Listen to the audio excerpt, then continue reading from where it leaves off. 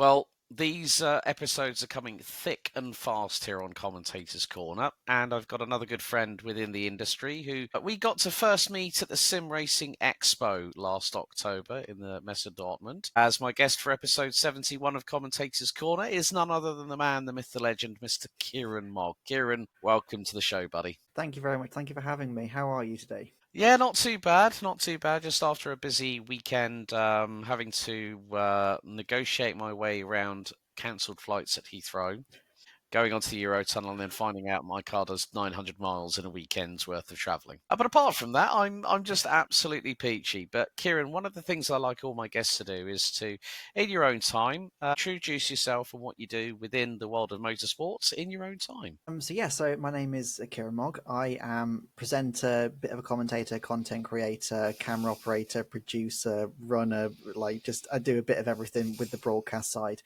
I love all aspects of it. So I basically get involved both in front and behind the camera and do everything that you can think of and dream up when it comes to the broadcast. So, in other words, jack of all trades, master of none springs to mind. Yeah, in that respect, which is actually quite a good shortened analogy of the intro you've just given. Kieran, when did you get started within the world of motorsport? And can you remember what your first role was? So the very first event I did within motorsport that wasn't just attending as a fan was in 2019. I went to Winton Raceway in Victoria, Australia, to cover the V8 supercars. And I basically got into that as a reporter. So I was reporting on behalf of my own website at the time, which is called The Wheel Geeks. And I had a friend who we'd set up The Wheel Geeks together. Essentially, the point of it was for us to be able to gain contacts and experience in the industry. That worked for him. He then got a job at a magazine called Auto Action. And we both went and did some V8 supercar coverage over there. And he basically showed me how to get accreditation for V8 supercars. And so my very first role was a reporter in 2019 at Winton. Because that was, according to your official website, kieranmogg.co.uk, you actually ended up going to Australia for a gap year, and pretty interesting way of spending said gap year of obviously the Wheel Geeks, then TCR Australia, and at the time supercars known as Virgin Australia Supercars. But you also managed to go to Albert Park at Melbourne for the 2019 F1 Australian Grand Prix. Was that as accredited media as well? Unfortunately not, no. So I was at the Grand Prix just as obviously a fan, but because at that point I kind of started to get to know some of the people there, I did actually manage to get into the supercars paddock and talk to some of the drivers there and everything. So I did write some reports, but I wasn't there officially as a accredited media. Okay. And then from then, okay, you're from Wolverhampton in the UK. But obviously, your journey in motorsport has, I think some people would say, has been very much fast-tracked because you've done stream direction, you've done mobile camera operation, which you did for the for Hyundai at the Sim Racing Expo as part of the team with AK Esports through Mike Yao and Steve Proudley. What would you say has been the most that you've learnt in terms of just generalizing, having all these different skill sets and having to learn a bit on the fly, if you will? Yeah, 100%. I think one of the most important things that I've learned really is that nothing ever goes to plan and how to roll with the punches. I think I was really struggling with that before I got involved in all of this. I was really struggling to deal with rejection and things not going my way. And, I didn't quite know how to mentally get myself past that kind of barrier. And going into all these kind of events, and as you know, nothing ever goes completely to plan. There's always something that jumps up and causes so many issues and so many headaches that the viewers at home just don't see. And I think the biggest thing and the most important thing that I've learned from that is just how to deal with those situations and just go, right, keep a cool, calm, collected head. How do we deal with this? That's the best way. Let's go forward like that. Yeah, I mean, that kind of reminds me of when I went to Lusail in Qatar for the in 2023. It was the first time that the Qatar Motor and Motorcycle Federation were handling the baby that was created by Mohammed bin Sulayem, the MENA Karting Championship Nations Cup. And I remember I got a call 2 weeks before I was due to go out to Bahrain for that year's Rotax Max Challenge Grand Final. So I get a call from Jake Sanson, who's now permanently based over in Thailand. Well done, Jakey boy, getting yourself known in Asia and far beyond. And he said, "What's your availability on this week in December?" And I went, "Well, I'm in Bahrain for the Rotax Grand Finals. Then got me in touch with Sana Shanak from Biralat Middle East. And then I remember doing the week in Bahrain, having one day offside, having a good catch up with a good friend of ours, Henry Baudet, who still hasn't been able to appear on the show for reasons unbeknownst to anybody else, par himself. And then that night, flew to Doha. I got through the visa side of things, biometrics checks. They do this for facial recognition. There's a lot of cameras in Qatar, especially on the main highways. And I got to the hotel at 3:30 in the morning. I was up at 8. I was at the track at 9, meeting the team, and we all had a group meeting, and they just went, right, this is Alex. He's done this event before. And so I introduced myself and I said, look, I have to say everyone's got to a really, really good point just 3 weeks from being given the green light to go for it. So I had chats with everybody individually within the team, and I said, look, if there's a problem that I can solve, I can give you the answer. If not, there's certainly someone I can find that can help be part of the solution, not part of the problem. I mean, what would you say has been the biggest sort of situation whereby you've gone, right, this isn't going well, we're X amount of minutes behind schedule, then there's technical problems behind the scenes, so like decoders and encoders from cameras out on track that are going back to the streaming PC. What's the biggest situation that you've had to deal with personally? Probably say it was so round one of the Porsche Sprint Challenge Southern Europe this year, 2025. We were in Portimao, and due to some basically technical equipment that wasn't quite up to scratch, the stream wasn't going out at the proper rate, and it was just being so glitchy on both the computer and the stream and everything. Now, this was partially due to the computer; just it wasn't quite built to handle that many cameras and that many inputs. Bear in mind, we had, I think it was 11, 12 separate camera feeds. Then we had another 6 separate onboard feeds, and we had replay as well being fed into it. So there was a lot of different information being sent into it. This is also then being streamed out to both, obviously, YouTube, Facebook, everything, but also to a TV company. So it was doing an awful lot, this one computer was. And so that was kind of one major issue that we were kind of like, okay, if we need to get rid of some cameras, which ones do we get rid of? Because we've got obviously some static cameras that we can reduce the CPU load to, by getting rid of those. Then also in the whole process of this, we had one camera that didn't have any audio coming in. We had another camera that didn't have any feed coming in. And so I was the runner that weekend. So they dealt with the computer side and basically went, can you go and sort those 2 cameras? Yeah, no problem. So I had to go and reposition one of the antennas that was feeding the feedback to production on one of them. And then the other one, basically we just had to reboot everything a couple of times, do a couple of ping checks, basically just making sure that the encoder from the production boxes, which is at the camera point, is being seen on the network essentially. I was on the phone making different calls to different camera ops, just obviously trying to get this all sorted out and make sure that you also have with the antennas, you can kind of see obviously the sort of connection percentage, so up to 100%, obviously fantastic. We don't like anything really below 70%, and some of that, one of those issues was the antenna was at below 70%. So it's that kind of thing, while it's going live, you're having to physically go and move it, but not to the point where it drops out, just so that it improves it. And so it can be quite finicky sometimes. But yeah, that was probably one of the most full-on and stressful things. Yeah, I hate to think how much distance you covered trying to go to those respective camera positions. Did you have an electric scooter on standby or at your requirement, or was it grab what you needed and sprint there as quickly as you can? So when we do those kind of tracks, we have rental cars or the vans. At that particular weekend, we had rental cars because the spare van was at another event, so we didn't have anything. So we did literally just rental cars and legs, basically. So yeah, grab everything what you need, chug it into the rental car, and then just race around the circuit to the camera point.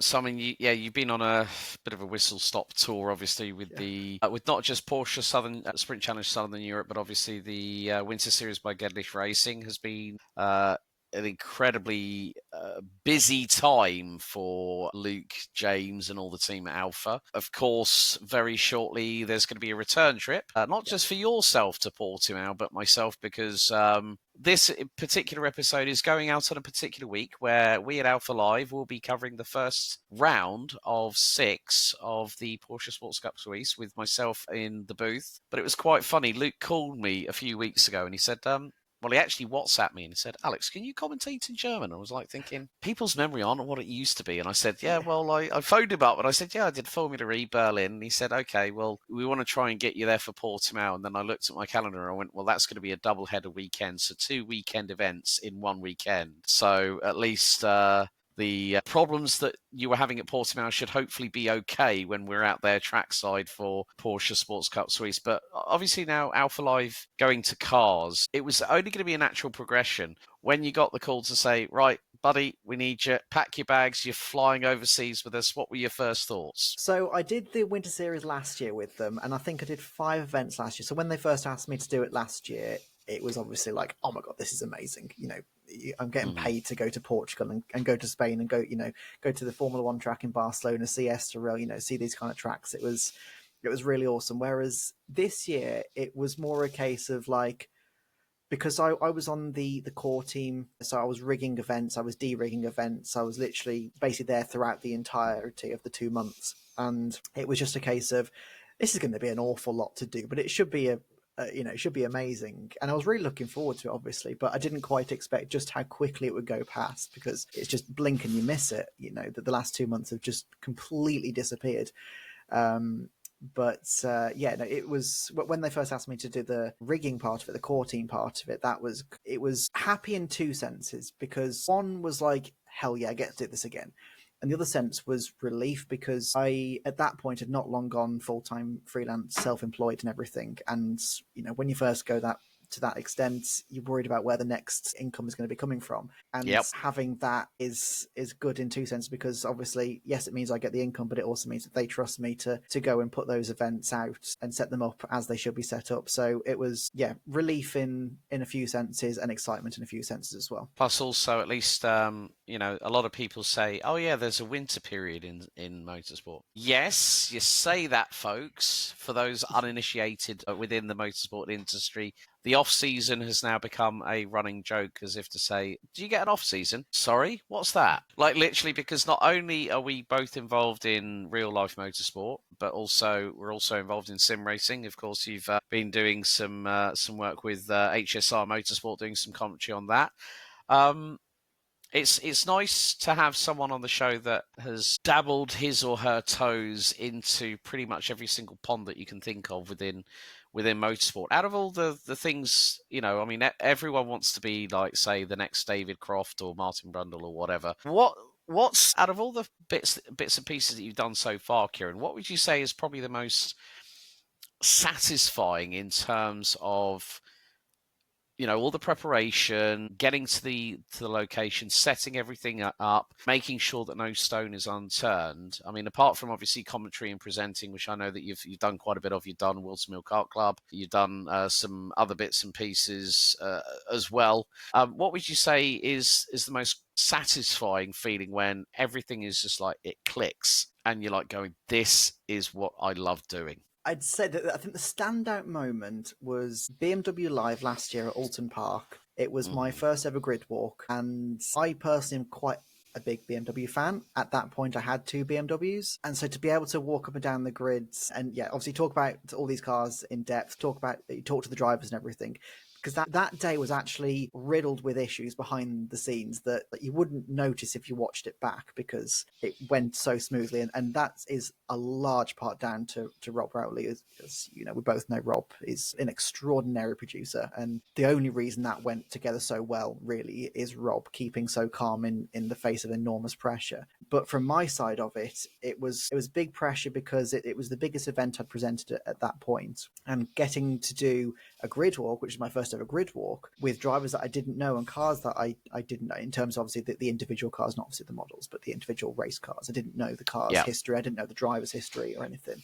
But the grid walk went so smoothly. I got to interview BTCC drivers. I got to interview the pack as well. And I got to talk with individual cars as well. That sort of 20-minute segment is one of the things I'm most proud of, because I didn't have a massive amount of prep going into that. And with everything that was going on behind the scenes, everything, and seeing how it came out, that is one of the things I'm most proud of from a presenting standpoint. I think if you were to ask from behind the scenes standpoint, I'd probably say Barcelona GT Winter Series 2025. The first event, I was working on onboard cameras, and it was just seamless. It was my first weekend fully doing onboards, and it just went off without a hitch. And it was, really, really satisfying to see all those onboards coming in as cleanly as they were. Yeah, I mean, that's one of the beautiful things, whether it's in front of the camera, behind the camera, on the microphone, there are just so many different facets to how modern day production values have sort of like gone up. I mean, you look at what Formula One has now got, with a lot of the commentators say Chris McCarthy, Alex Brundle, Izzy Browning, Alice Powell, Ben Edwards, they all go to Biggin Hill because there's no need to have every single member of the core F1 or support series team on site. And then like the amount of data I was hearing that the data center that FOM actually have, Formula One management have at each round of the 24 Formula One, the amount of the trillions of bytes of data going backwards and forwards, and the amount of people that they've got in their employ, it just goes to show how much modern broadcasting has really, really changed. I would say probably over the last 36 months, realistically. I mean, now that where you can have two screens with vMix set up, and vMix along with, like, say, OBS, you've got live stream. There's so many different products that people use for their respective way of broadcasting. And with Alpha Live, obviously I've known from the very early days that we've used vMix, which is a tool that I've started to in many ways understand. And it's great from a commentary perspective that one of the companies I work with, Camp Company GmbH, after 4 or 5 years of saying to them, no, Wirecast is not as strong as you think it is, I said, we need to go vMix. And so I was the one pushing for vMix, pushing for Audio Technica BPS H1 headsets, digital mixers. I was pushing for all this. And finally in 2023, they went, okay, here's your headset. And I looked and I went, great, you've just secured the best headset on my wish list for commentary, which is Audio Technica. And the good thing is that they always go, well, there is a box with your name on it, and that will come everywhere where you're doing the commentary. That is your headset. And I went, better be, because I will be looking on the box every single time. But I think from a production standpoint, the good thing is from vMix, from when you're being the producer for the stream, you've got multiple tabs open. You've got to keep an eye on trackside audio, commentary audio, music audio. You've then got all the transitions, the stingers, the replays coming in. I mean, I've seen, I think also for a commentator, there's actually a way in which on the NDI output with Camp Company, I actually ask for a main feed, and then I want every single other camera. I want a time ticker and the grids for every single race coming up, and because of the way that they've inbuilt their own system that works on it, there's quite a lot to do, but you've got to have a lot of buttons to press as well, and it's not just keyboards, isn't it, Kieran? Yeah, exactly. I mean, Alpha Live predominantly use Stream Decks because obviously they're so customizable for it, and like you say, there is so many things open when you're producing. They are starting to go more of the traditional direction now, where you have a vision mixer predominantly just doing the vision mixing and not having to worry too much about the rest of it. But we even are reaching at a point now where we've got 14, 15 different inputs, feeds, and everything, and that is really the limit that one person can manage. I think the most I've done is 12, and that was a lot. And you do need an awful lot of buttons for all the individual little things. And it's like there's some instances where you can have one button like push to turn something on and push again to turn it off, but there's other instances where there has to be two separate buttons for that. When we have grids at Alpha, You have to have grids on, grids off. You have to have timing on, timing off. You have to have, I can't think of it, all the individual little graphics, need an individual setup on the buttons and everything. And yeah, you look at it, it looks like Mission Control. It's insane. And I don't know if you've seen the new Alpha Live OB van, but like they've got all the screens set up and all the stream decks on the desk now, and it's looking even more professional than they had before. You know what? The last time I worked with Alpha Live in a front facing capacity was, funny enough, I was trying to remember now. It was Croft in Yorkshire, and that was the round of TCR UK where everyone on the broadcast crew, so Andy McEwen was elsewhere, Paul O'Neill was elsewhere, Anthony Jordan was elsewhere, so it was Scott Woodwis on lead, Henry Bodette filling in for Owie, and me filling in for DJ. And what was quite funny, there's a little story that I haven't really told many people about, but I'm going to give you all a little bit of it's Alex's story time here on Commentator's Corner, but won't take long. Now, I'd said to Nikki and Stuart that I would be making my way up on the Friday. The good thing is that Phil Kinch, the communications manager, just so happened to live in Milton Keynes. So I decided to stay Milton Keynes the night before going up. So Phil didn't have a lift up there. So I said, well, ride in the car with me. I could do with the company. So we'd all planned to get there for early afternoon. Henry, for some reason, was delayed, I think. And I get Lauren Harrington Carter, a good friend and also an ex-WMKC alumni. She was working with one of the drivers that weekend. And she sent me a Facebook message and said, have a look at this, laugh out loud. And it was Henry still in Barry in South Wales, about to set off in the Silver Bullet, aka the Fiat Panda, which had promptly got had a sunroof leak and then had a spa, as in murky water down by the driver's footwell. And so Nikki said, or someone said, we've got to do the content in the build up for the show. And I went, Nikki, I'm here, just use me. So I then ended up doing all the interviews with the likes of Alistair Camp, Louis Capozzoli, and quite a few other drivers as well. And as I was just about to take Phil to his hotel, Henry rocks up, and I'm just like thinking, I said, finally, and I went, how many purple sectors have you done on the way up here? But it was one of those weekends where it went really, really well. I mean, I accidentally bumped my left knee into the door of Alistair, of who is it? I'm trying to remember now. But I did the grid walk with Henry and Scott on the final day. And I'm trying to remember, it was someone who had a lastminute.com entry for that weekend, and he got driver of the weekend as well. I'm going to have a look through TCR UK's, just trying to remember. It was Adam Shepherd. So yes. He'd qualified quite well at Croft, despite he got in just hours before the deadline, before being on the grid for free practice. And I banged my left knee, and I said, oh, sorry, Adam, didn't mean to do that. And it's caught live on air. But it was one of those weekends where it was my first sort of like pit lane reporting, because the roles had changed. But because they said to me, okay, right, well, you're going to be in pit lane then. I was like, okay, new experience for me, which I thoroughly enjoyed. And that's where sometimes that there are always these funny stories that do happen, aren't there, Kieran? Are there any funny stories from behind the scenes that you remember from quite recently, as of the Alpha Live Winter Tour, as I'm now going to nickname it? Oh, okay. Funny things from behind the scenes one. Sorry, the funny things behind the scenes from the Winter Tour, that there is far too many to go through them individually. I think one of the highlights, I think for me personally, just because it was hilarious, was I was at Valencia and we were filming content with Izzy Browning, and we had Joe Sassoon on the roaming camera, and he'd been doing a fantastic job so far that day. But the roaming cameras, I don't know if you ever held one, but it's quite heavy and it really starts to strain after a while, And he'd not been in a great shape anyway, because he'd been holding it the entirety of the weekend prior anyway. So then we'd been setting up and everything, so he was still a little bit sore. And I think I'd been doing onboards or some, I can't remember exactly what I was doing before that, but I wasn't down there initially with them. Then I went down, and he was like, oh, can you just grab the camera and just film with Izzy, just for an interview or two for me, please? I'm like, yeah, okay, no problem.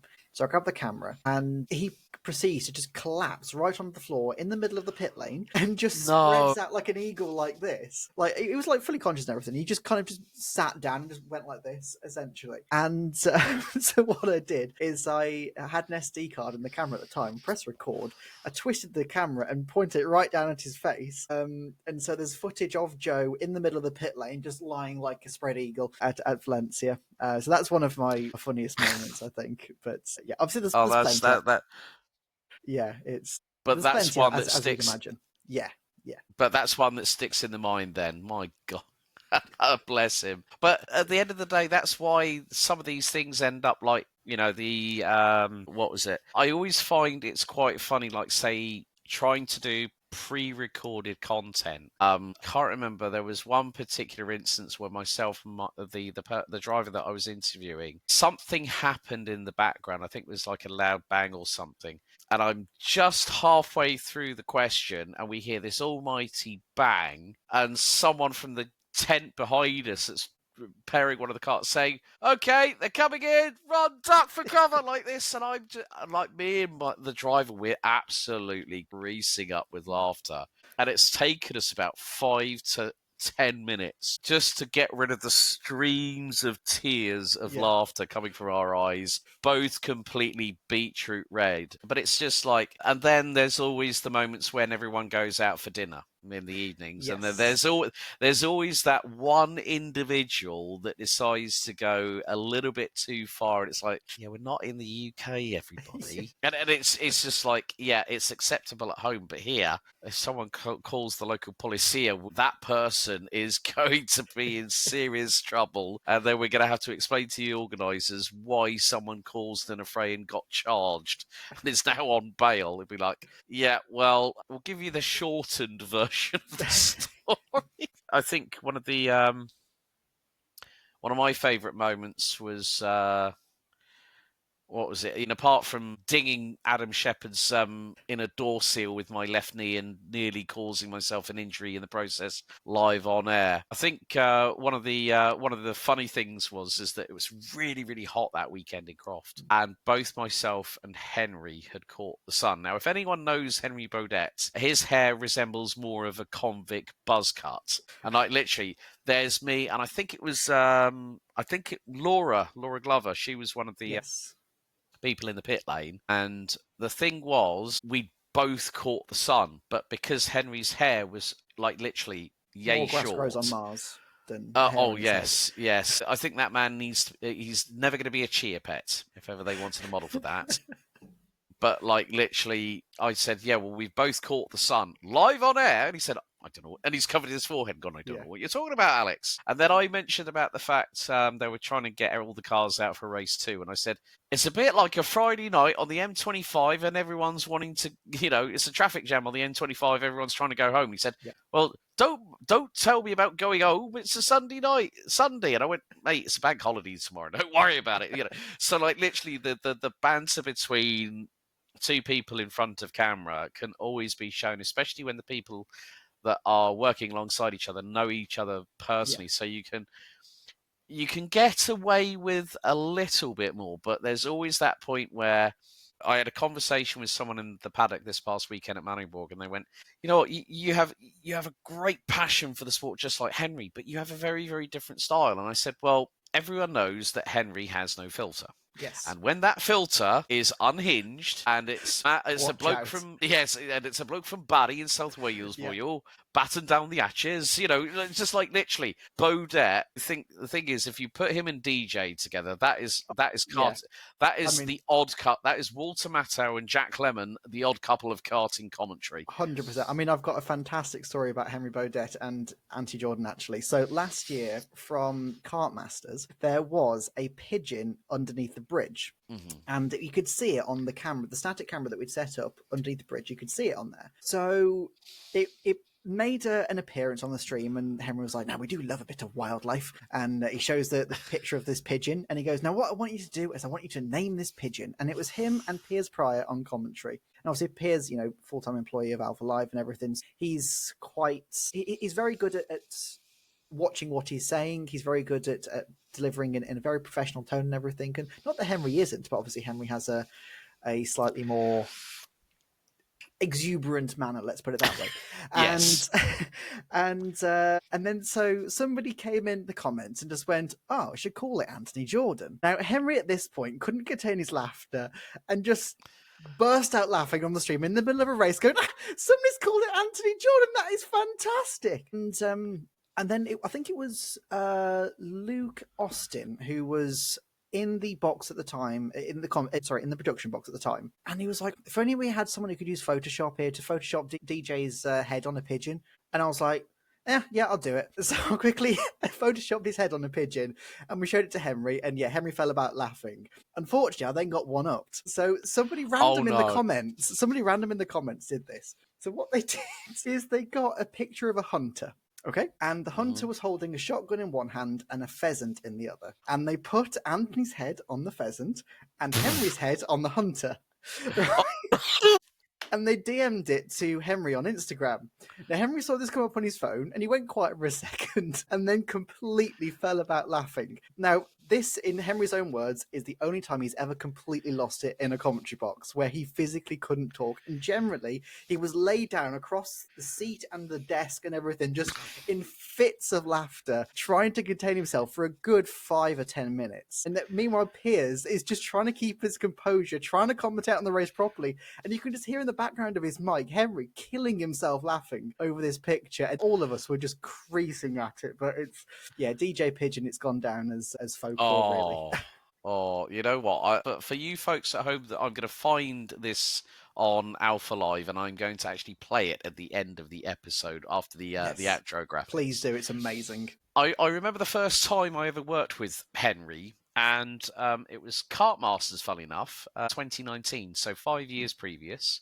Yeah. And I'd been contacted by Claire Mills from TVKC, as Chris McCarthy wasn't available. This was when Chris was really starting to make his way up into now becoming the voice of FIA Formula 2, following in the footsteps, I will say. Not replacing, following in the footsteps of Alex Jakes, and of course the man who first, when it was GP2, Will Buxton, started doing the commentary. So Chris has got F2, F3, Mobil 1 Super Cup, and probably a whole lot besides that as well. 19. Now, this was back in the day when Ollie Behrman was still running as a junior in karting. Oh, wow, right. And at this point, we were on Grand Prix Sunday. So we had the Junior X30 final. So last row of the grid, Jamie Day from the UAE, who was his teammate at KR Sport. Jamie did actually compete in the Winter Series by Gedlich Racing in the GT4s. They had inadvertently taken each other out in the pre-final. So last row of the grid. So they've done the sighting lap, they're on the formation lap, and we get to talking about Ollie. And Henry comes up with his famous, long way to go and a short time to get there. And I go, Behrman 1-9, and there is a snigger. And I thought, I nearly got him to corpse. I was like thinking, that was probably the first inkling of when I knew that I'd hit Baudet's funny bone. The race goes on. Behrman finishes 4th. It's one of the most exciting races. It actually made it onto my top race of my Alpha Live top 5. A few years ago when we were bored during COVID-19 times. And the field at the end of it, at the checkered, were covered by 10 seconds. And I remember clear as day Baudet's line, which was, someone get me my tablets, find me a dark room and a bed to lie down in. And there's a funny story afterwards, because at that point we were also doing the podium presentation live on air for Kartmasters. So at that point, there were a couple of drivers that, for those in the karting know, and also not just domestically, but further afield and also into single-seaters. The driver that won it was Oliver Gray. At that point was with DHR. There was one man that did the old, as Henry likes to call in his commentary when it's around the outside, the old Slim Shady. Yeah. Caden McQueen, who now is racing a lot more overseas, particularly in the United States. Ollie Gray did one of the best moves I've seen. It was 3 wide, heading into the Fullerton S's. I call Ollie across the line. We get to the podium presentations, and Ollie is wearing an Iame cap, going onto the podium. No. And Henry and I have both clocked that he has had a grade 2 all over. Probably a bet with his mechanic. So Henry's gone to go past Ollie and he's knocked his cap off. He said, look, new haircut. Like this. So Henry is an absolute master of finding the funniest thing out of the smallest situations. And yeah, I mean, yeah, Bodette the Hunter, DJ the Dead Pigeon. That's a fantastic story. It is absolutely fantastic. It's a shame, obviously, because we couldn't put it on the stream in terms of the actual picture. But next time you see Henry, ask him. I'm sure he's got it saved somewhere because it is definitely gold.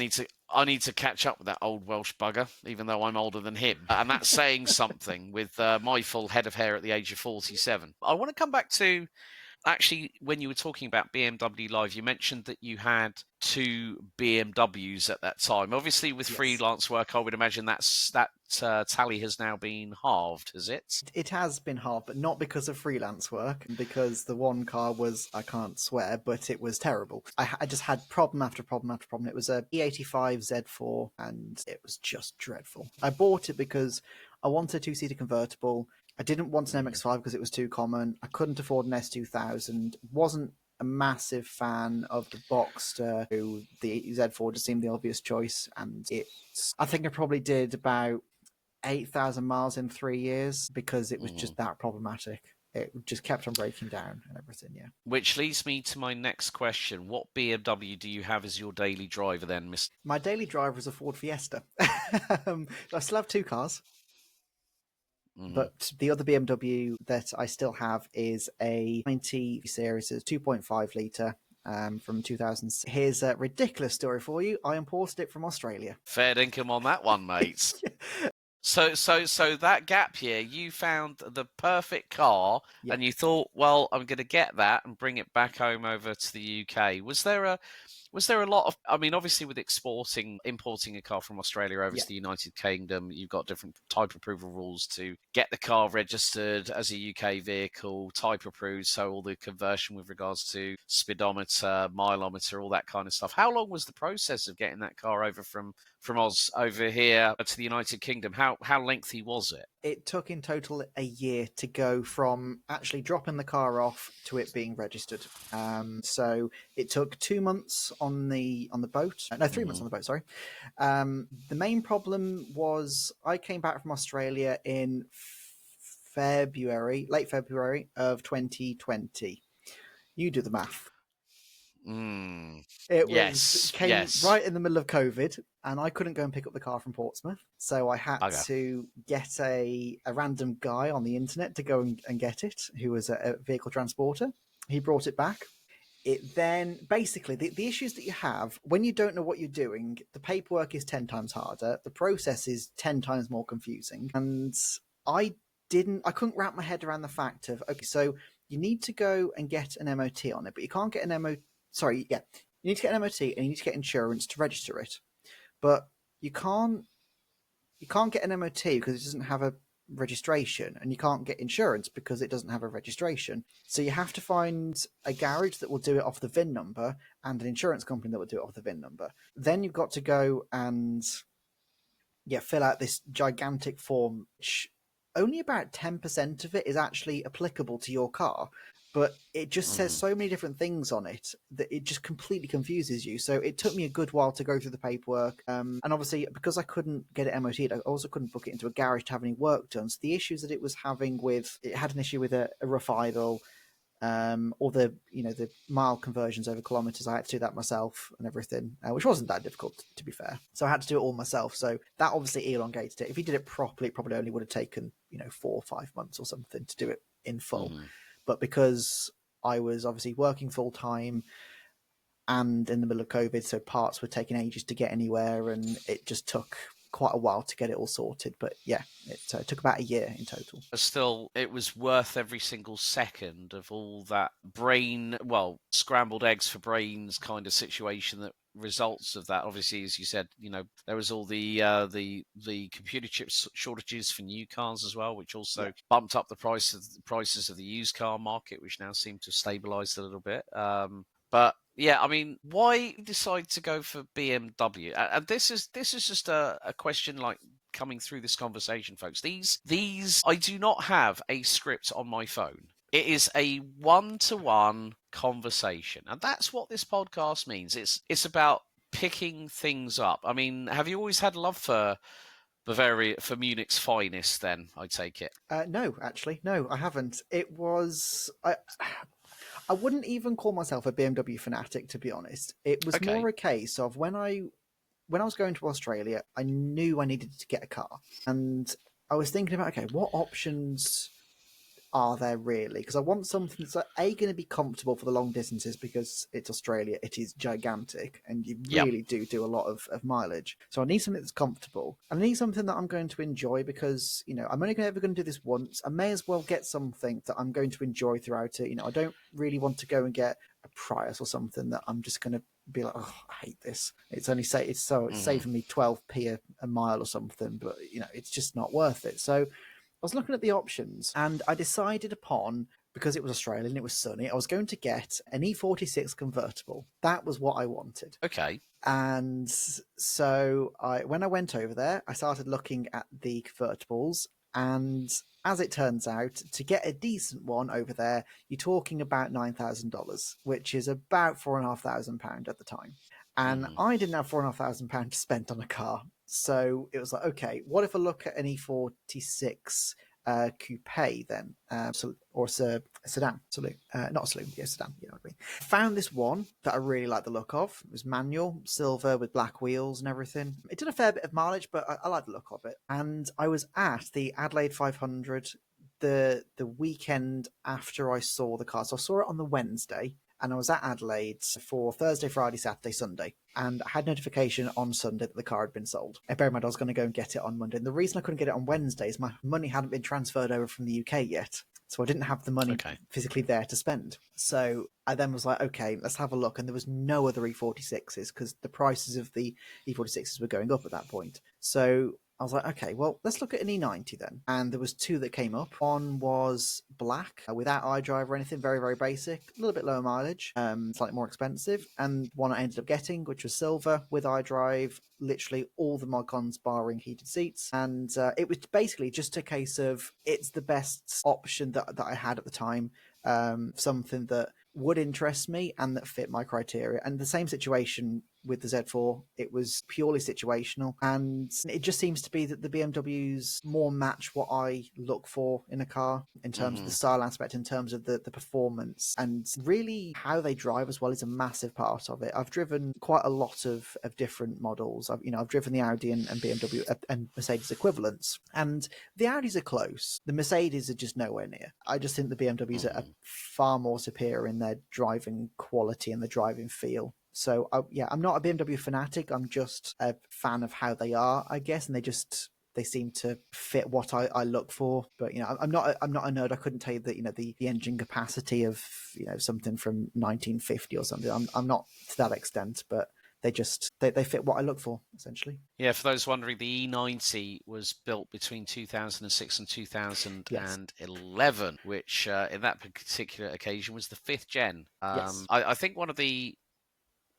it's actually quite a funny story, because I was brought up on the Propeller brand thanks to my dad. He had when I was born, he had a 1976 BMW 528i four-door in dark metallic grey with black leather upholstery. And this is when BBS split rim alloy wheels were all the rage back in the 70s and 80s. And back in those days, if it had a little lip spoiler on the back of it, it would be basically looked like a miniature Toblerone package. Had been covered by thick industrial strength rubber. And one of the lovely things, because obviously the BMW is known for the kink at the bottom of the quarter windows, called the Hofmeister kink, which has stayed part and parcel of the BMW's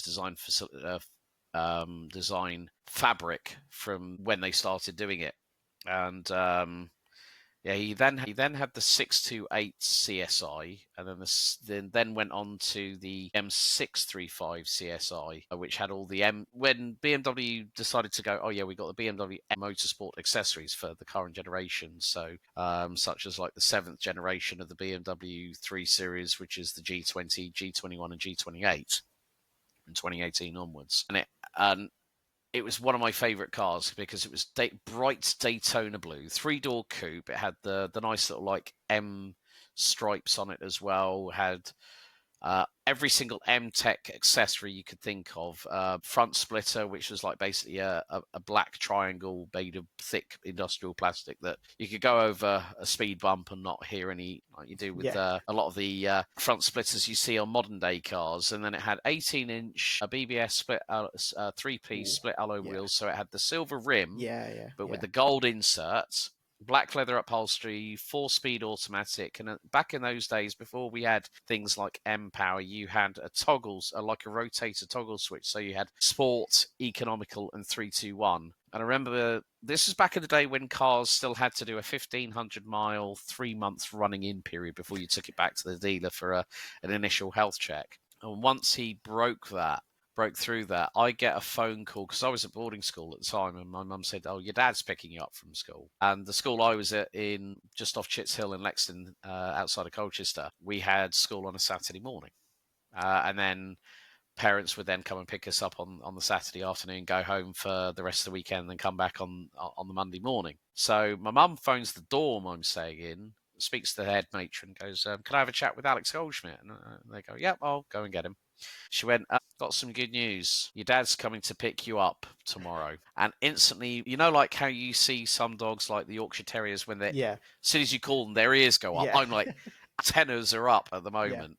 And I said, "What's he driving tomorrow?" She said, "Have one guess." He picks me up, and all my mates, like my school friends at the time, they were like going, "So who's picking you up today, Dad? What's he coming in?" I said, and you could hear the exhaust note as he came through the entrance, and it was like one of those in a semicircle. That's what the drive for. They see this big, like the sunlight hits the windscreen, and they all and I said, "Can you hear that?" And they look to the right, and there's Dad with a big smile on his face, and they go, "No way!" And I was like the envy of my friends for about a week before somebody else's dad came in with I think it was a Ferrari 355 Berlinetta, and I went, "Yeah, but that's less reliable than my dad's car. My dad's car sounds better." And I remember that afternoon, and this was back in the day in the mid-80s when we didn't have rear seat belts, not even a lap belt.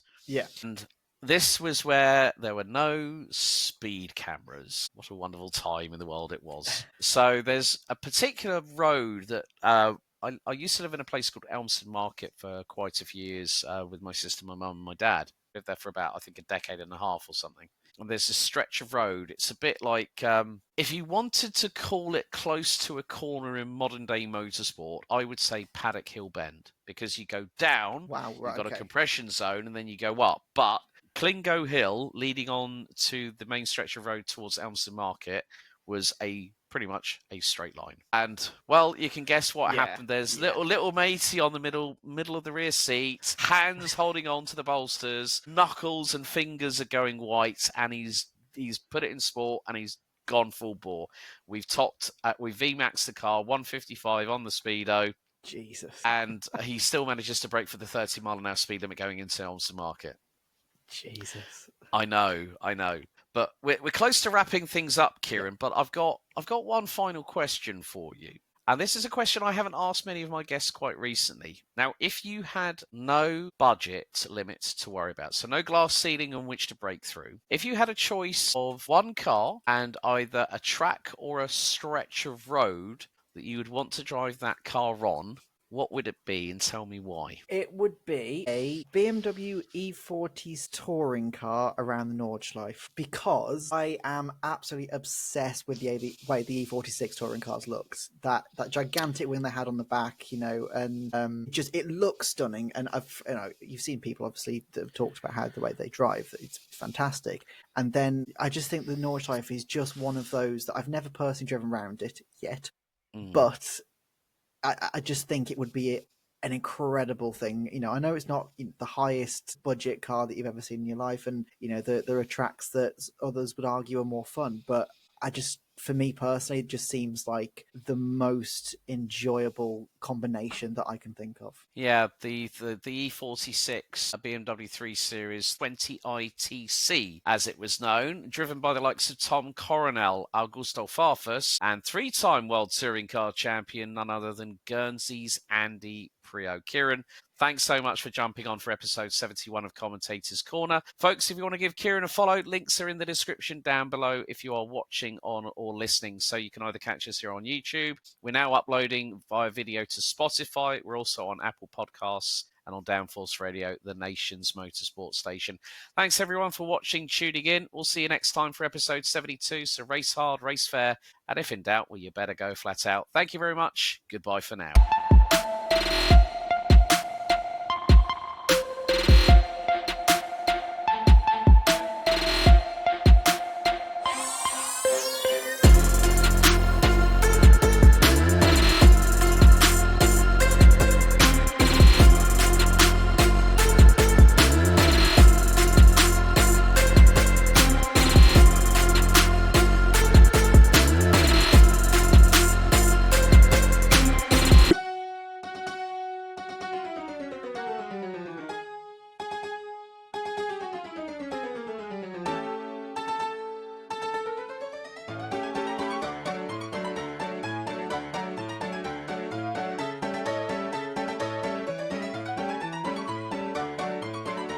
Okay, right, comms Yes, cam. right.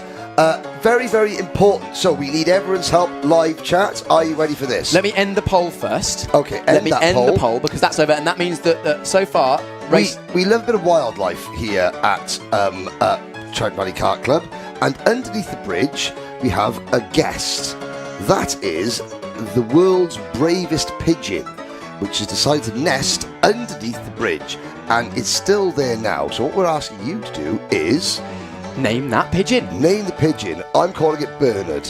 Bernard. Why Bernard, Henry? Just looks like a Bernard. He's got that Bernardy look about him. I don't know what. I mean, Right, I'm assuming it's a him. That he might identify as a sparrowhawk. I don't know, but yeah.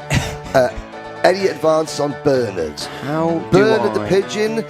Get your names in the start Q&A. Q&A, is that a thing? Is that the right thing? I don't know. Let's have a little, Producer Rob, is a Q&A the this right is thing to do? Live technology. We've also got another anagram coming up very shortly. So look at the top of the chat, the pinned anagram message. There's some go-karts on circuit. Let's go back to the go-karts. It's Sting, go.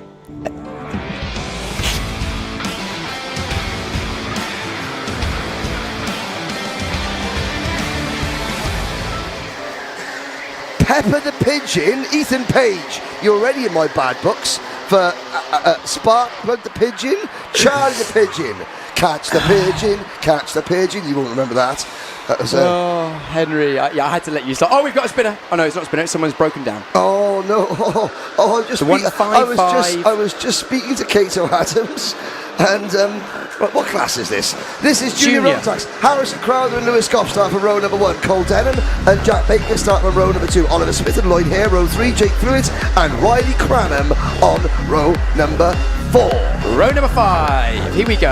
I've composed myself after your sting. Row number 5 will shortly be headed by, who was number 8 and 9th place, is Barry Freeman, 10th Jacob Woods, 11th Lizzie Mencier, 12th Josh Turnbull, 13th Brandon Truman, 14th William Archer, 15th was Eli Baden, but he is the one who has broken down. Has he got going again? I don't know. I'm not sure. Anyway, William Archer's 14th. 15th, I missed someone. Kai Clark 17th. 18th, Jack West. 19th, Alfie Lapper. 20th, Corey Fowler. 21st, Stephen Morris. 22nd, Joe Anderson. 23rd, Aidan Mitchell. 24th, Isabella Stansmore Wilson. 20. I'm not going to have time. 20. No, we don't have time. That's the rest of the grid. We're going racing. Oh, it's been a shambles. Anyway, we're going racing in Junior Road Tax. 17. The 17 leads them across the line. We have a green light and leading.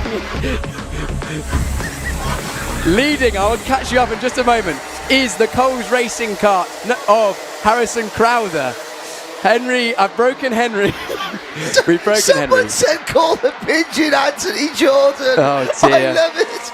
Anthony Jordan, the Pigeon. 17 leads. Harrison Crowther leads the way. We'll talk about Pigeons very shortly. We've got a race to concentrate on with 3 wide into the first hairpin. Harrison Crowther leads at the moment. In second place is... I don't even know who's in second.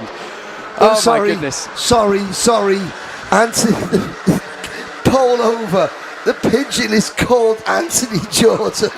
For the lead, though, it is Goff who's taking the lead. The 133 up the inside of Bobby Game corner, closely followed by the 37 Jack Baker. For the Evolution racing team, Evolution was strong in the wet this morning, showing that wasn't... Piers Pryor down the pit lane, and then I'm going to have to compose myself because we're going to show you the funniest picture I've ever seen in the world. Piers, over to you. I can't wait for that photo, but in the meantime, we're going to chat to our winner, Lewis Goff. Lewis, another good result. Right, Henry, what's this photo? You'll have to wait and see.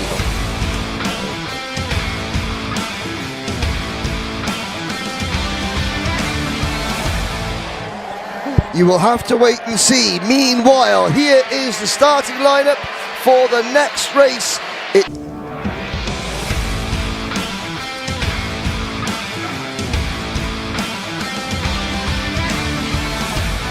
You are correct, Piers. Now, the competition earlier was won.